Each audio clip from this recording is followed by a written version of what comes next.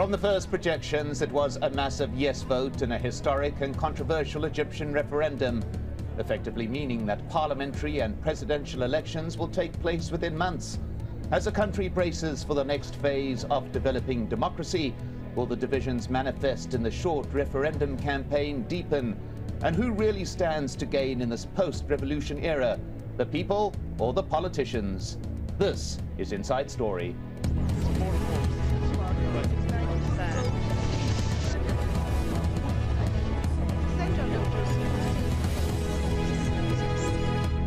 Hello and welcome to the program. I'm Mike Hanna. An unprecedented number of people have voted in the constitutional referendum, the first democratic process since the fall of Hosni Mubarak. An estimated 30 million cast their ballots. This in stark contrast to the 6 million who voted in November's parliamentary elections. Indications are the people are overwhelmingly in favor of immediately amending sections of the Constitution. This will mean an end to military rule and fresh elections within 6 months. Though largely without incident, the day was marred by reports of an attack on potential presidential candidate Mohammed el-Baradei, and although everyone has said they will accept the outcome, whatever it may be, the question remains whether Egypt is fully prepared for full democracy. Well, joining me now to discuss this is Gigi Ibrahim, a political activist who voted no to constitutional amendments. el-Fattah, a political activist and prominent blogger, he voted yes to the amendments. And Ali Abdel Wahab, a professed liberal political activist, and he voted no. Thank you all very much for joining us. Ala Abdel Fattah, to begin with you, do you think that Egypt is ready for elections in the very near future? Absolutely, yes. I think any population is always ready for parliamentary elections. The question that actually people were talking about was whether political parties and political powers are ready for elections.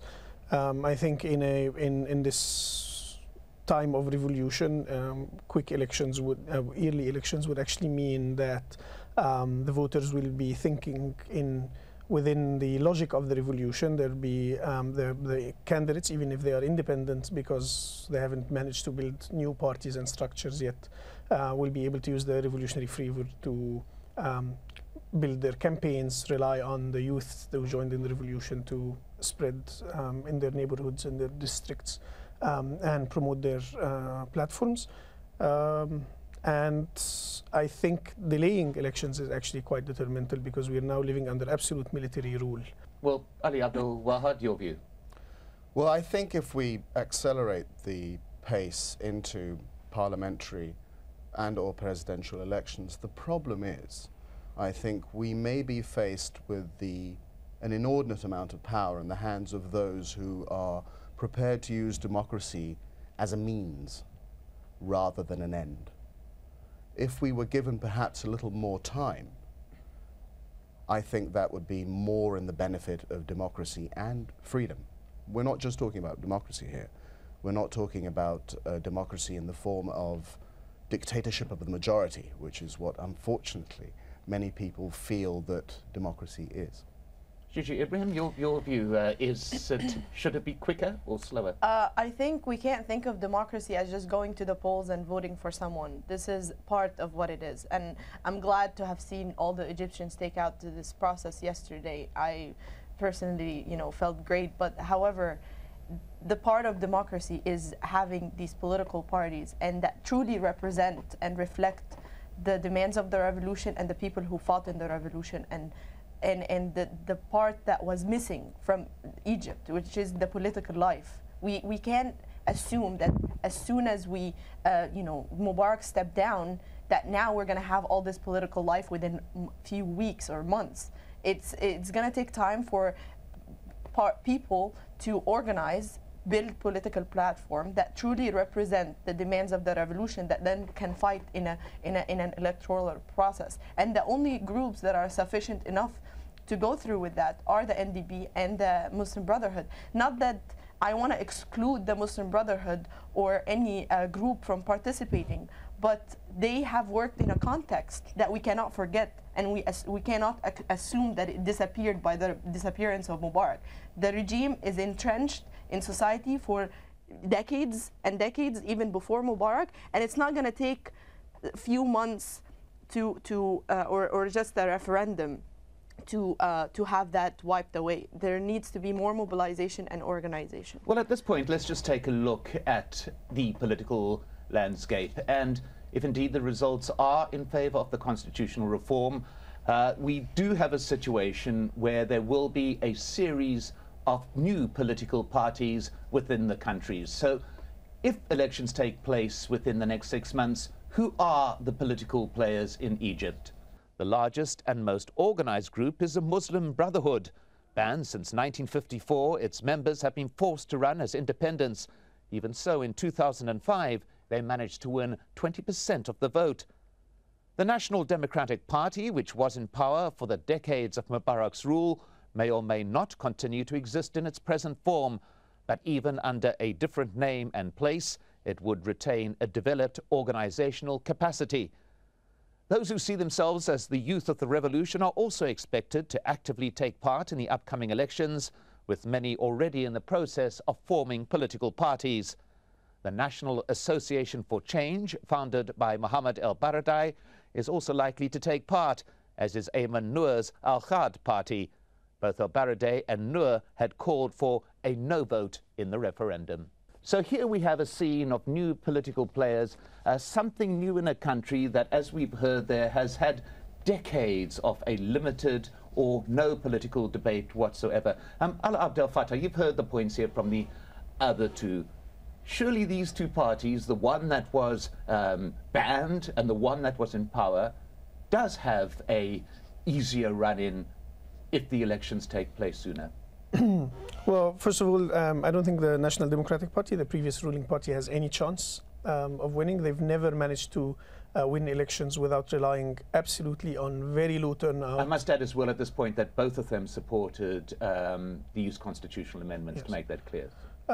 So they've never managed to win without relying absolutely on low turnout, electoral violence, violations, even rigging the vote, rigging the results immediately, voter lists that excluded millions of voters and had millions of dead or non-existing voters, no full judicial review, overview of the process, no monitors, civil society or international, and also ignoring court orders. So in many cases they'd have a large chunk of their parliament being decreed, like the results being decreed void. I don't know. I mean, you've dismantled the upper echelons of the party, but at the provincial level, I think there are a lot of people who are still loyal, if that's the word. Yeah, but for 30 years, they've never managed to win elections. And now what we have is, if we are talking about 30 million participating, this means that we have triple the number of people who supposedly participated in parliamentary elections in the past 10 years. So why would 20 million new voters suddenly decide to vote the regime that the revolution just toppled? I think they are done. That's not what we're saying. I think that there are people, whether they're NDP or even independent candidates, they're there to protect special interests that rely with the interest of the old regime. And they still exist. We cannot assume that with 5 weeks, they're all gone. Yes, the party as itself maybe is not popular, but that doesn't mean that the same people with the same mentalities do exist and will use every power that they have to protect their interests. And these are the people that the revolution was fighting in the first place, and we're continuing to fight for it. But Ali Abdul Wahab, does the fact that there is a longer delay before elections take place means that these elements will go, or does it mean that other elements will be better organized to deal with them? I think other elements will be better organized to deal with them and be able to assess the situation on the ground. The situation on the ground now there are lots of factors that we don't really know. For example, the breakdown of the yes vote.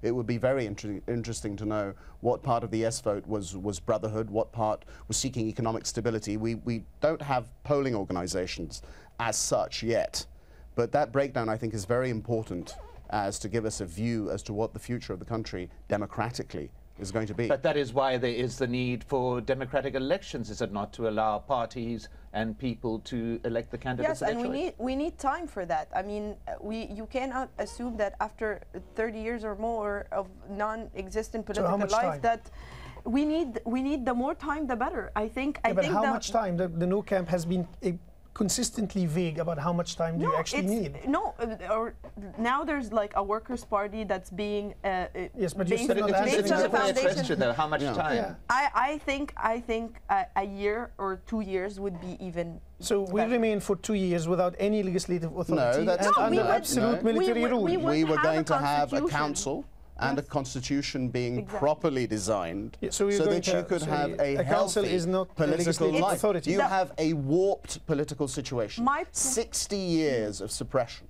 Yes. And the only people who are able to organize were through the mosques. Replacing that. My problem with the yes vote is putting faith into someone who will come based on the last constitution that we proved invalid by the revolution, to come and form a new. We're hoping that they form a new constitution that we would approve of.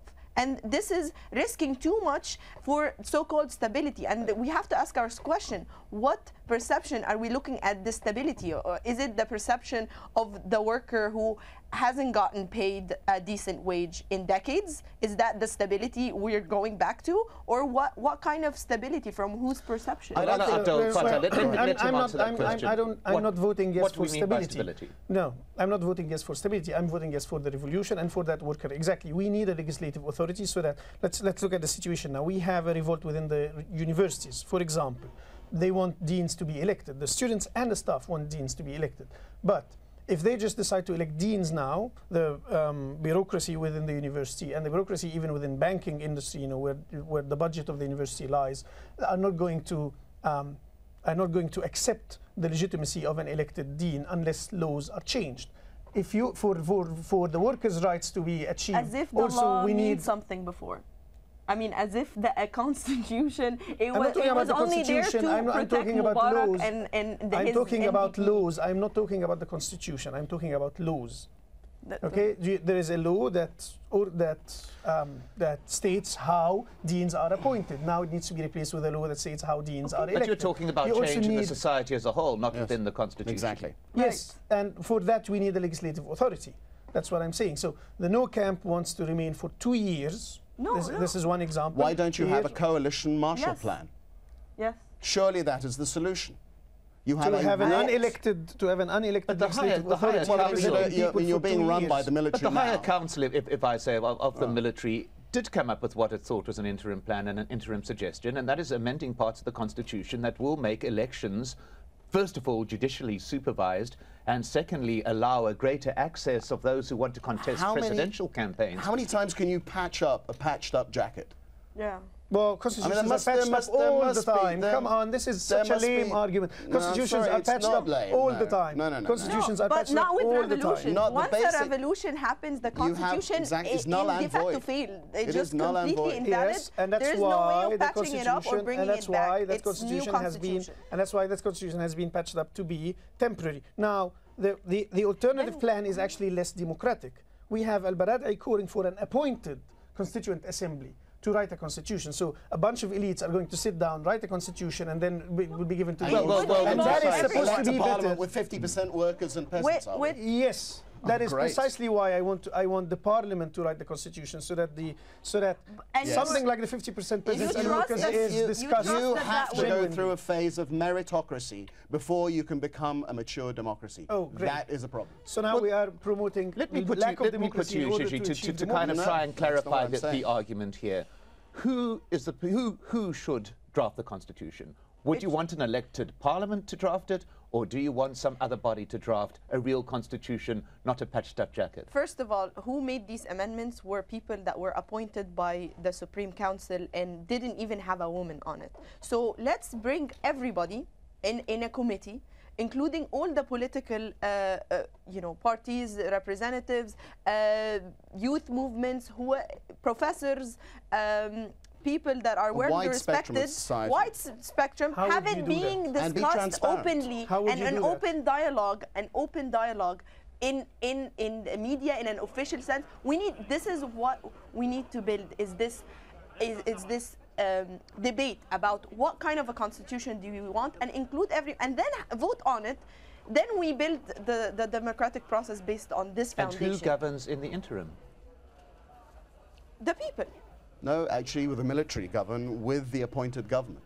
We keep the pressure on the military. Trust me, I don't want the military to be empowered. That is a price we will have to pay, because our country politically has become so disintegrated, has become so disempowered, and hence this is why you have this gush of wanting to elect everybody and everything. We have to calm down. We have to write a constitution. A broad base of the population needs to get together and write a constitution, and then we can have proper parliamentary elections. If that means having a quasi-military rule for a year or so, then I think that might be in the benefits of stability. I think that might be the best thing. I don't want to risk. Let me just point out something. Pick up on this point first. You have specifically called for military rule and a meritocracy, meaning a bunch of elites. Technocrats, that's what the revolution called ruling, the country. An interim technocratic government. 2 years. No, one. 1 year. One is more than enough. For 1 year, okay. Brilliant. I'm very happy. Why would you be opposed to that? Why would you be opposed to that? I'm opposed to anything except the people ruling themselves.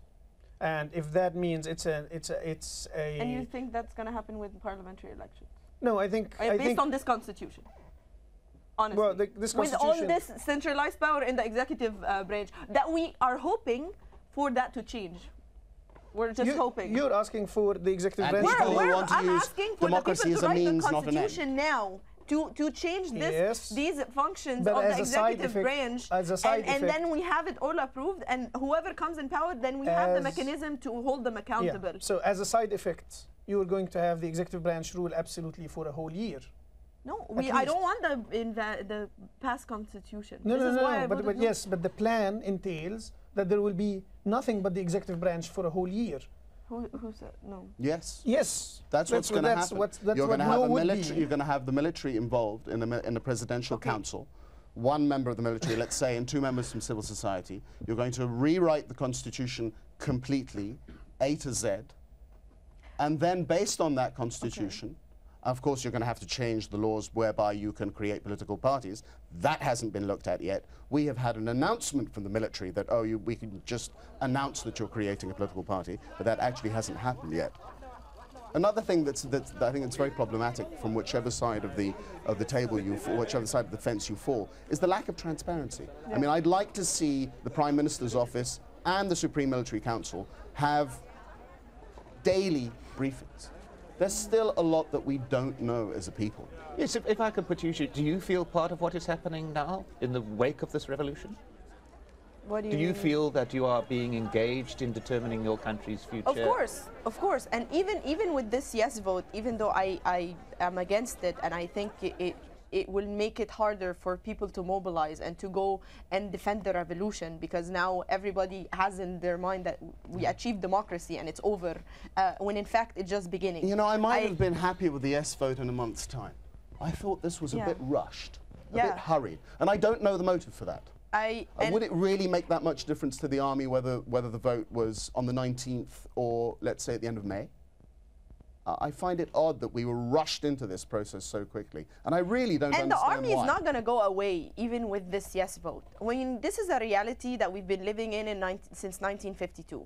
The military is not going anywhere, and we have to continue keeping the pressure on it, but I'm not going to risk building the foundation and the constitution just to get rid of the army so fast, when in fact they're not going anywhere. Complex will remain. Let's move on from this particular thing. Accept the fact that there's been a yes vote. Accept the fact that there are going to be parliamentary elections within a matter of months. Where do you go from here? Should this, Allah, if I can come to you on this, should this be through a party political basis? Is it critical now for political parties to form, or should there be some kind of broader-based movement, more reflective of a democracy, not reliant entirely on politicians? Yes, I think I mean, those who are building parties should continue to build parties, but they should consider this a project that is going to take years. And what we should have is a broad revolutionary movement to make this the most representative parliament possible. And by that, you need candidates, and you need campaigns, and you need a common platform. You need money. You need candidates, you need campaigns, and you need a common platform. On the 4th of February, there were 10 million people participating in the protests around the revolution across the country. So if you come up with a unified, if a group or an initiative comes up with a unified message, the potential for mobilizing masses in these campaigns is massive. The potential for collecting donations, the money you need for these campaigns. Well, let's go to Ali Abdelwahad. Is this a realistic view? Do you think you can get this type of organization? I hope so. Parity? I hope so. I'd love to share Alet's optimism, but again, I go back to history. 60 years of basically no political life whatsoever. What makes us think? Oh, of course, the revolution was amazing that people were able to organize so quickly, but that's a revolution. Politics is a completely different matter. Yes, let's move on to that, Shishi Ibrahim. I mean, we're looking at a political system in a country which has not truly experienced one. The incidents that we've seen, for example, with an attack on el-Baradei, simply it would appear because he opposed the amendments and that he might be a presidential candidate. This may be a harbinger of not particularly pleasant things in a democratic process looming here. Yeah, and this is why we need more awareness and more mobilizing and more organizing in a political sense, like he was saying. I mean, we can't just expect everybody to know the politics of how parties are run, of how to campaign, when the only people who really have mastered this game are the Muslim Brotherhood, who use religion. And this is my problem with them. Well, I want to pick up on a particular point here. There were rumors going around, for example, in this referendum, that there would be a change to Section 2 of the Constitution, an amendment to Section 2 which specifies that Egypt is a Muslim country. This, according to some reports, voting an undisclosed number of people to actually vote in favor of the amendments. But Ala, this perhaps an example of the type of dirty tricks that might be part of a hastily organized election campaign. No, this is an example of the type of dirty tricks that would be part of any election campaign and are part of any election campaign anywhere in the world. Both well, not both camps, because most of both camps were unaffiliated people, but both political groups from both camps used dirty tactics, scaremongering techniques, and misinformation. The Muslim Brotherhood happens to be much better at it, but that's. And that should worry you. I think I think things are going to go round and round, and we're going to get to the issue of religion and politics. That's going to be a key issue. Well, let's admit that, I mean, I'm a secularist, so to me, someone using religion in a political campaign is problematic, but let's admit that that's not a widespread view in society. This society is actually split on this. I don't know how the split goes down. Is that vote reflective of that split, or, I don't know. But we can't just sit there and expect the Muslim Brotherhood not to use religion in their campaigns. Okay, and this is part of why we have to negotiate this Article 2 to begin with, because based on it, we will build this democratic political life that we're hoping for. It's crazy to negotiate this Article 2. We have to. This is one of the controversial issues that are making people divide and make them vote yes or no, because the Muslim Brotherhood have used it as a tool. Very briefly, though, because we are getting near the end here. Let me just ask very brief answers from each of you. Ali Abdelwahab, in the wake of this revolution, in the wake of a display of democracy that has been shown in the referendum, regardless of which way it voted, are you still optimistic? Is the spirit of the revolution still there? Guardedly, yes. Very optimistic. It's, I mean, that the referendum, the turnout, the people, it's absolutely there. And yes is a vote for, yes and no were votes for continued revolution. Shishi Ibrahim, your view? I've been always optimistic, even when nothing was happening. I was still optimistic, and I still have hope, and I think this is a great start. However, this yes vote, I think, will challenge further defending of the revolution, especially the people who took part in it, believing that it's not going to be 5 months or a quick process. It's going to be a long process that we are determined to continue regardless of the outcome of this referendum. Well, a revolution and a democracy still facing many, many challenges. Thanks to all our guests, Gigi Ibrahim, Ala Abd el-Fattah, and Ali Abdul Wahab. And thank you so much for joining us. Remember, if you've got any opinions or thoughts, please email them to us at insidestory@aljazeera.net. I'm Mike Hanna. Bye for now.